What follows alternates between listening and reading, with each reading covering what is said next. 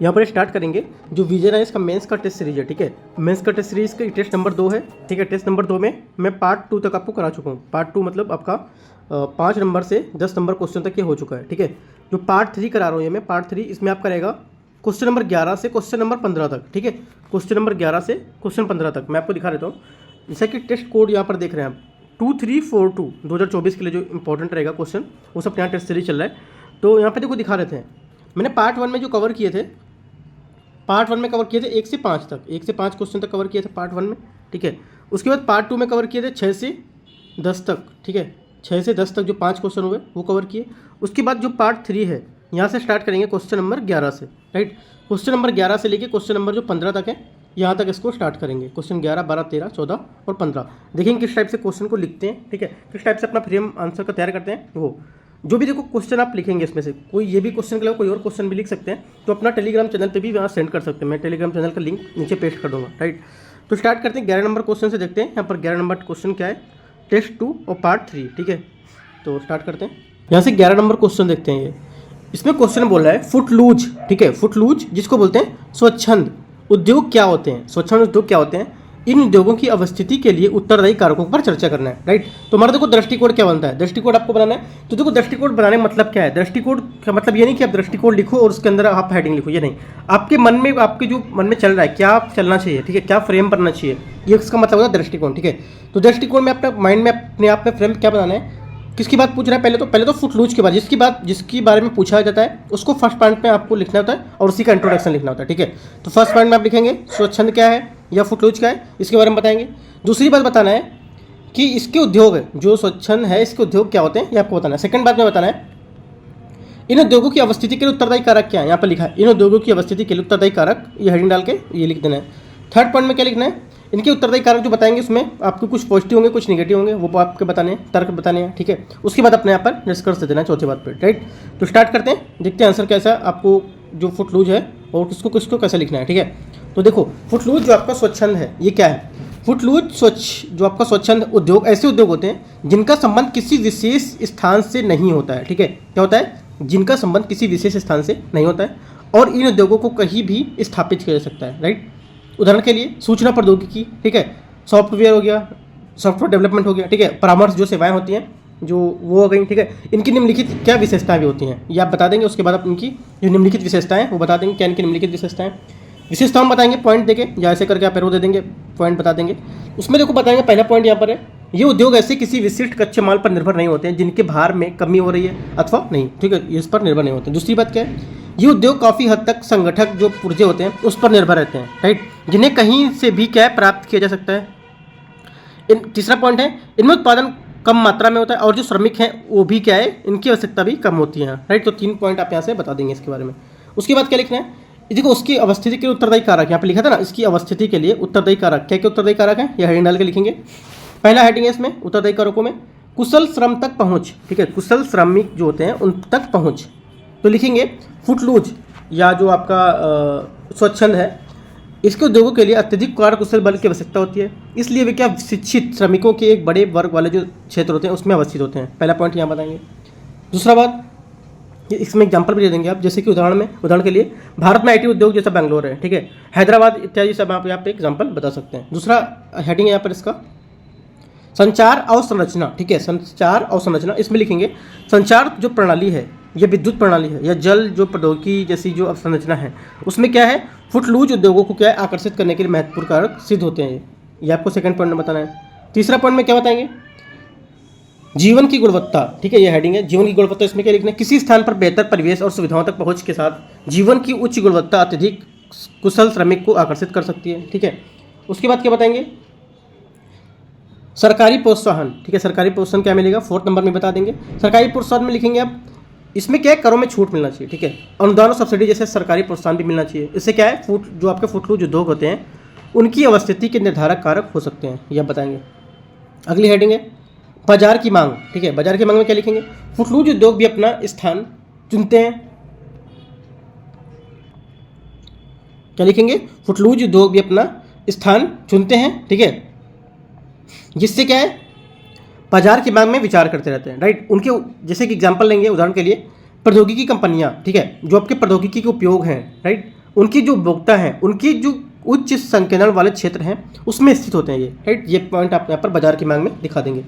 उसके बाद अगला हेडिंग पॉइंट वो लिखेंगे हेडिंग में, पूंजी की उपलब्धता और सहायक सेवाएं। देखो पूंजी की उपलब्धता होती है, इनमें सहायक सेवाएं क्या होती हैं, जैसे कि उद्योग कहाँ विकसित होंगे, ठीक है, जहाँ वित्तीय सेवाएं होंगी आसानी से उपलब्ध हो जाए वहाँ पर उद्योग लगाए जाएंगे। क्योंकि जैसे कि कुछ आप देखते हैं कुछ कारखाने कुछ खोले जाते हैं तो वहाँ पर जो चीज़ सब अवेलेबल होना चाहिए वहाँ, जैसे कि कारखाने अगर खोले जाए तो वहाँ पर लाइट की व्यवस्था होनी चाहिए, जगह काफ़ी पर्याप्त होनी चाहिए, ठीक है। तो वही चीज़ है कि जैसे कि आप जो भी यहाँ पर अपनी पूंजी लगाएंगे तो वहाँ पर देखेंगे सहायक सेवाएं क्या क्या हैं, राइट।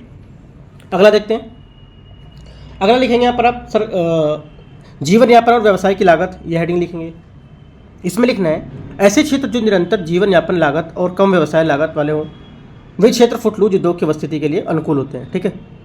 ऐसा इसलिए क्योंकि ये उन्हें अपनी परिचालन लागतों को निम्नतम बनाए रखने में सक्षम बनाते हैं, राइट। यहाँ से क्या है, इस टाइप से देखो आपका ये जो आंसर रहेगा ये पूरा हो जाएगा, ठीक है। क्योंकि आपको 150 वर्ड में लिखना है, ज़्यादा वर्ड में नहीं लिखना है, ये बताएंगे। उसके बाद जैसे मैंने आपको बताया इंट्रोडक्शन के बाद 8 से 9 10 पॉइंट जो बताए वो लिखना है। उसके बाद अपना निष्कर्ष डालेंगे, ठीक है। निष्कर्ष में क्या लिखेंगे, कर्मचारी के मनोबल और उत्पादकता में सुधार तथा साथ साथ सुरक्षित जो निवेश होते हैं उसमें सुनिश्चित करने के लिए राजनीतिक स्थिरता हेतु उपयुक्त वातावरण एवं छोटे कारक होते हैं, ठीक है। फुटलूज उद्योग उन क्षेत्रों में रोजगार प्रदान कर सकते हैं जिसमें स्थानीय लाभों की, जैसे कि बंदरगाह की सुविधा हो, ठीक है। जैसे मैंने आपको बताया जहाँ पर उद्योग स्थापित होंगे वहाँ पर उनको कुछ ना कुछ प्रोत्साहन मिलना चाहिए, राइट। तो यहाँ पर आप अपना निष्कर्ष लिख सकते हैं। तो इस टाइप से आप आंसर आपका पूरा हो जाएगा। 12 नंबर क्वेश्चन देखते हैं। यहाँ से 12 नंबर क्वेश्चन क्या है, देखो जो 11 से 20 तक जो क्वेश्चन होते हैं, 11 से 20 तक क्वेश्चन ये आपके 150 वर्ड के ही क्वेश्चन लिखने होते हैं, ठीक है। 150 वर्ड के होते हैं। जो 1 से 10 तक होते हैं वो आपके 200 वर्ड, 200 से 250 वर्ड में लिखने होते हैं, ठीक है। तो ये आपको याद रखना है 1 से 10 तक। तो 12 नंबर क्वेश्चन स्टार्ट करते हैं। 12 नंबर क्वेश्चन यहाँ पर है अपक्षय क्या होता है, ठीक है। बोला है अपक्षय क्या होता है, राइट। अपक्षय क्या होता है, विभिन्न प्रकार की अपक्षय प्रक्रियाओं पर चर्चा करना है। देखो पहली बात क्या है, किसकी बातें पूछ रहा है, ये पूछ रहा है अपक्षय के बारे में पूछ रहा है, ठीक है। तो आपको यहाँ से अपक्षय के बारे में बताना है कि अपक्षय क्या है, ठीक है। इसकी परिभाषा बताएंगे, इसकी प्रासंगिकता बताएंगे क्या है। दूसरी बात, इसकी अपक्षय की प्रक्रिया क्या क्या है वो यहाँ पे बता देंगे। उसके बाद अपना निष्कर्ष लिखेंगे। यहाँ से कुछ ज़्यादा पॉइंट नहीं लिखेंगे। तो स्टार्ट करते हैं। देखो आंसर में लिखना है आपको, स्टार्ट करना है। अपक्षय को मौसम एवं जलवायु के विभिन्न जो तत्व हैं उनकी क्रियाओं के माध्यम से शैलों के यांत्रिक जो विखंडन है एवं उनकी जो रासायनिक वियोजन है उसके रूप में परिभाषित किया जा सकता है। ये आप यहाँ पर बताएंगे, ठीक है। ये शैलों के छोटे छोटे जो टुकड़े होते हैं उसमें तोड़ने में न केवल आवरण प्रस्तर या जो मृदा का निर्माण होते हैं उसके मार्ग प्रशस्त करने के हेतु अपित होते हैं, बल्कि क्या है ये एक वृहद संचलन, ठीक है, वृहद संचलन के लिए भी उत्तरदायी होते हैं। ये आप यहाँ पर पॉइंट बताएंगे, ठीक है। उसके बाद यहाँ पर नीचे हेडिंग लिखेंगे आप, अपक्षय क्रियाओं के जो प्रक्रिया है उसके 3 प्रमुख प्रकार निम्नलिखित हैं। जो अपक्षय के प्रकार हैं 3 प्रमुख प्रकार निम्नलिखित हैं। कौन कौन से, पहला नंबर हेडिंग डाल के लिखेंगे घोल, ठीक है, घोल या विलयन, घोल या विलयन, ठीक है, जिसको बोलते हैं सोल्यूशन, राइट। इसमें लिखेंगे आप शैल का निर्माण करने वाले खनिज जैसे नाइट्रेट, सल्फेट, पोटेशियम आदि क्या जल में आसानी से क्या घुलनशील होते हैं। ये खनिज अधिक वर्षा की जलवायु में बिना कोई अवशिष्ट छोड़े सुगमता से निक्षालित हो जाते हैं, ठीक है, और शुष्क प्रदेशों में वर्षा के कारण एकत्रित हो जाते हैं। जैविक पदार्थों के अपघटन से कार्बोनिक अम्ल है उसका निर्माण होता है और चूना पत्थर जैसे जो शैल है उसको घुलने में मदद करते हैं। फर्स्ट हेडिंग में आप ये लिखेंगे। सेकंड हेडिंग में क्या लिखना है, सेकंड हेडिंग जो आपकी है उसमें लिखेंगे आप कार्बोनेशन, ठीक है। क्या है, कार्बोनेशन। इसमें क्या लिखेंगे, कार्बोनेशन में वायुमंडल की कार्बन डाइऑक्साइड CO2 एवं मृदा की जो वायु की जो जल अवशोषित कर लिया जाता है उसमें कार्बोनिक जो अम्ल है उसका निर्माण होता है, ठीक है। कैल्शियम कार्बोनेट एक मैग्नीशियम कार्बोनेट, ठीक है, एवं मैग्नीशियम कार्बोनेट कार्बन अम्ल में घुल जाते हैं तथा कोई अवशेष नहीं छोड़ते हैं, राइट। ये बताना है आपको। अगला क्या लिखेंगे हेडिंग, जल योजन, ठीक है, जल योजन, ठीक है, जल योजन। इसमें क्या लिखना है आपको, इसमें तीसरी हेडिंग में लिखना है जल योजन में खनिज स्वयं जल धारण करके विस्तारित हो जाते हैं एवं विस्तार पदार्थ की आयतन अथवा जो शैल हैं उसमें वृद्धि का कारण बनते हैं, ठीक है, ये बताना है। इस प्रक्रिया की सतत पुनरावृत्ति है उससे शैलों में श्रांति हो जाती है, ठीक है। श्रांति मतलब क्या, फैटिग हो जाती है, जिसके परिणाम स्वरूप इसमें विघटन हो सकता है। ये आप तीसरी हेडिंग बताएंगे। उसके बाद चौथी हेडिंग यहाँ पर लिखेंगे ऑक्सीकरण एवं न्यूनीकरण, ठीक है, ऑक्सीकरण एवं न्यूनीकरण। न्यूनीकरण, ठीक है। इसमें क्या लिखना है आपको, इसमें लिखना है लोहे, मैग्नीज और गंधक, जिसको सोरा बोलते हैं, सल्फर, ठीक है, से युक्त जो सेलें हैं तब ऑक्सीकृत हो जाती है जब वे समान रूप से वायुमंडल एवं ऑक्सीजन युक्त जल के संपर्क में रहती हैं, ठीक है। जब ऑक्सीकृत खनिजों को ऐसे वातावरण में रखा जाता है जहां ऑक्सीजन की अनुपस्थिति होती है, ठीक है, तब न्यूनीकरण की प्रक्रिया क्या प्रारंभ हो जाती है। ऐसी दशा में प्राय भौम जल स्तर के नीचे रुद्र जल के क्षेत्र या जो प्लावित क्षेत्र हैं उसमें ये पाए जाते हैं। ये आपको यहाँ से पॉइंट बता देना, या फिर जो ऊपर तक मैंने बताया वहाँ तक बता देंगे। अगला हेडिंग है, इसी में हेडिंग लिखे हैं भौतिक अपक्षय प्रक्रियाएं। भौतिक अपक्षय प्रक्रियाएं क्या क्या है, ठीक है, तो आपको यहाँ पर भौतिक अपक्षय प्रक्रिया के बारे में बताना है। जैसे मैंने आपको रासायनिक वाले बताया, उसमें आपको भौतिक वाला बताना है। भौतिक वाले में बताएंगे पहले हेडिंग डाल के भार विहीनीकरण एवं विस्तारण, ये हेडिंग बताने, इसमें लिख देंगे कि जो आपकी अनवरत अपर्दन के कारण जो ऊपरीशाली जो सेल है, ठीक है, उनका भार अपनयन ऊर्ध्वाधर दबाव से निर्मुक्त के कारक होता है या निर्मुक्त के कारण होता है, जिससे क्या सेलों के ऊपरी का जो स्तर होता है, इनका ऊपरी प्रस्तर होता है, वो विस्तारित हो जाता है। इसके परिणाम स्वरूप सेलों की ऊपरी परतें विस्तारित हो जाती हैं, ठीक है, जिससे सेलों का क्या विघटन होता है। अगला हेडिंग क्या लिखना है, तापमान में परिवर्तन और विस्तारण, ठीक है, तापमान में परिवर्तन और विस्तारण, ये हेडिंग में लिख देंगे। इसमें आप डाल देंगे हेडिंग अंदर, तापमान में वृद्धि के साथ साथ प्रत्येक खनिज फैलता है और तापमान में गिरावट के साथ ये क्या संकुचित हो जाता है, ठीक है, सिकुड़ जाता है। शुष्क जलवायु एवं अधिक ऊंचाई वाले जो क्षेत्र हैं, ठीक है, उनमें दैनिक तापांतर क्या बहुत अधिक होता है, इसलिए यहाँ की प्रक्रिया जो है सर्वाधिक प्रभावशाली है वो होती है, ये आप यहाँ पर बताएंगे। अगली हेडिंग है यहाँ पर आपकी हिमकरण या पिघलना जिसको बोलते हैं, फ्रीजिंग पॉइंट जो होते हैं वो लिख देंगे, या तुषार वेजिंग, ये सब करके कुछ भी हेडिंग लिख सकते हैं। हिमकरण लिख देंगे या पिघलन लिख देंगे, ये ज़रा ठीक है, ठीक है। इसके अंदर क्या लिखना है, सेलों के जो रंध्र होते हैं उसके दरारों में बार बार हिमकरण एवं पिघलन होने से क्या है, हिम में वृद्धि हो जाती है, इससे क्या है तुषार अपक्षय घटित होता है, ठीक है। यह प्रक्रिया मध्य अक्षांशों में अधिक ऊंचाई के सर्वाधिक जो प्रभावशाली है वहाँ तक होता है, जहाँ हिमकरण एवं पिघलन की जो प्राय पुनरावृत्ति है वो होती रहती है, ये आपको बताना है। तो यहाँ से इस टाइप से आप यहाँ पे हेडिंग बता देंगे, ठीक है। एक हेडिंग आपकी और है जैव अपक्षय, ठीक है, एक हेडिंग और डाल सकते हैं जैविक अपक्षय। इसमें क्या लिखेंगे, जैविक अपक्षय में ये मेन हेडिंग है जैविक अपक्षय, ठीक है। इसके अंतर्गत आपको तीन हेडिंग आएंगी। जैविक जो आपकी अपक्षय है इसके अंतर्गत 3 हेडिंग आएंगी। मानव क्रिया, ठीक है, मानव क्रिया। दूसरी आपकी आएगी जो पशु हैं, सड़ने वाले जो पशु पदार्थ हैं, जैसे कि कुछ पशु हैं जल जो पेड़ पौधों का सड़ जाते हैं, ठीक है, वो पदार्थ, ये आपको ये हेडिंग है। तीसरी क्या हेडिंग है, पौधों की जड़ें। तो 3 हेडिंग है, उसके बारे में देख लेते हैं। मानव क्रिया वाली हेडिंग में देखेंगे इसमें क्या लिखना है। मानव क्रिया में लिखना है आपको मानव भी वनस्पति अस्त व्यस्त कर खेत जोतकर एवं मृदा की जो कृषि है उसको करके धरातलीय पदार्थों में वायु जल खनिज मिश्रण तथा उनमें जो नए संपर्क है वो स्थापित करता है, आपका मानव क्रिया में हो गया, ठीक है। जो सड़ने वाले पौधे हैं, पदार्थ हैं या पशु हैं, ठीक है, उसमें क्या लिखना है, इसमें ह्यूमिक कार्बन एवं जो अम्ल जैसे तत्वों का उत्पादन में योगदान देता है। इसमें कुछ तत्वों का सड़ना, क्षरण तथा घुलन बढ़ जाता है, ये आपको लिखना है सेकंड वाले में, सड़ने वाले में, ठीक है।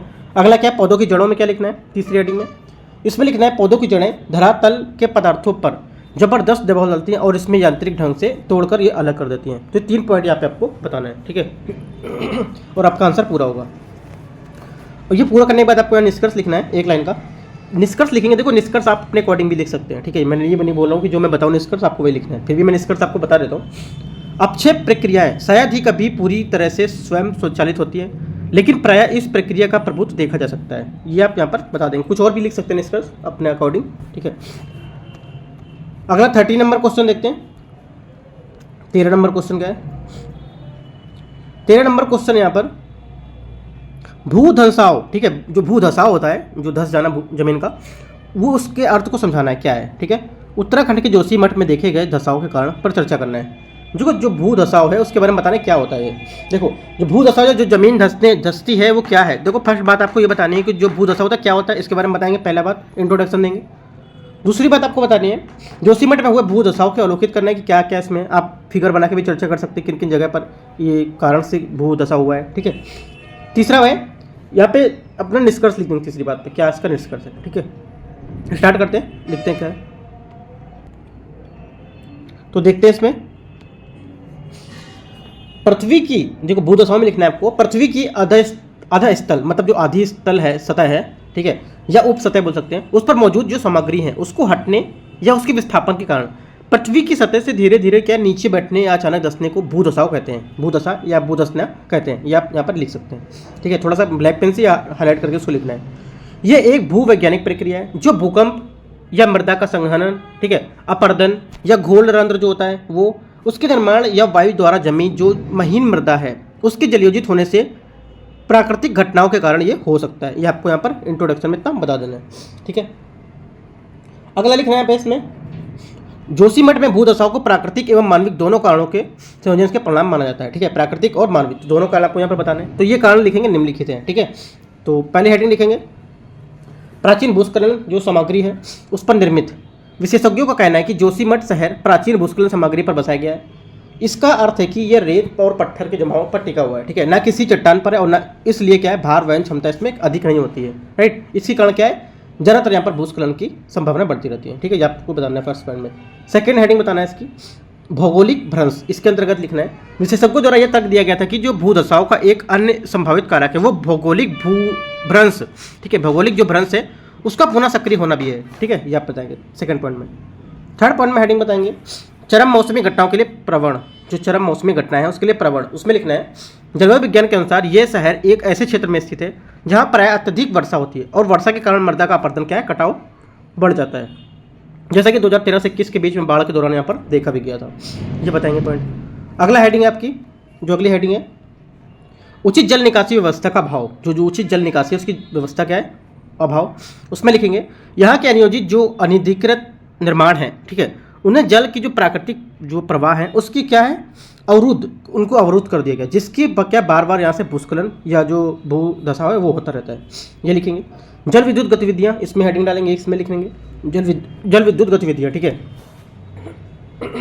इसमें लिखना है, इस क्षेत्र में जल विद्युत परियोजना जैसे कि तपोवन, विष्णुगढ़, ठीक है, जल विद्युत परियोजना के विकास के लिए किए जा रहे सुरंग का निर्माण से भी क्या है ये प्रभावित हो सकता है। ठीक है, ये भी आपको दिखाना है। प्रशासनिक जो आपकी उदासीनता है ये भी आप लिख सकते हैं, प्रशासनिक उदासीनता, ये हेडिंग है, इसमें लिखेंगे।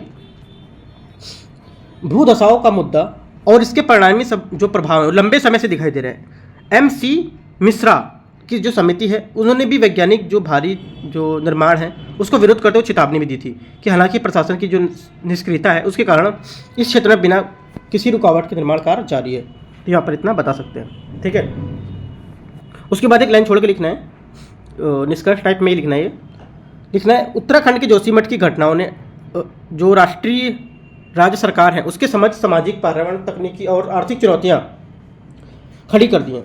ठीक है, ये घटनाएं आर्थिक विकास के पर्यावरण संरक्षण के बीच संतुलन का महत्व का प्रश्न उठाती हैं। इससे प्रभावित लोगों को तत्काल राहत और पुनर्वास की सुविधाएं प्रदान करने के लिए अतिरिक्त उत्तराखंड एवं अन्य पहाड़ी राज्यों में चारधाम जलमार्ग एवं जल विद्युत परियोजना जैसी क्या विभिन्न विकास परियोजनाओं को हिमालय के लिए संधारणीय विकास के लिए आधार पर जो दीर्घकालिक दृष्टिकोण है उसको अपनाने की आवश्यकता है। ये यहाँ पे आप लिखेंगे और आपका आंसर यहाँ से पूरा होगा। ठीक है, 14 नंबर देखते हैं क्वेश्चन। 14 क्वेश्चन क्या है, 14 क्वेश्चन यहाँ पर, सौर ऊर्जा की क्षमता का दोहन करने में भारत के समक्ष आने वाली विभिन्न चुनौतियों का वर्णन करना है। तो क्या सौर ऊर्जा की क्षमता के बारे में, तो सौर ऊर्जा के बारे में पहले आप यहाँ पर बताएंगे सौर ऊर्जा क्या है। ठीक है, वर्ष 2030 तक जो आपका लक्ष्य रखा गया सौर ऊर्जा का वो भी आप बता देंगे यहाँ पर क्या है। ठीक है, उसके बाद सौर ऊर्जा क्षमता को साकार करने में चुनौतियाँ, क्या चुनौतियाँ पर हो सकती हैं, सेकंड बात में बताएंगे। थर्ड बात में अगर यहाँ पर समस्या है चुनौतियाँ तो उनका हल भी बताएंगे, क्या इनका हल है। ठीक है, तो ये बताएंगे। और फोर्थ पॉइंट में अपना निष्कर्ष लिखेंगे। ठीक है, तो स्टार्ट करते हैं, देखते हैं क्या लिखना है।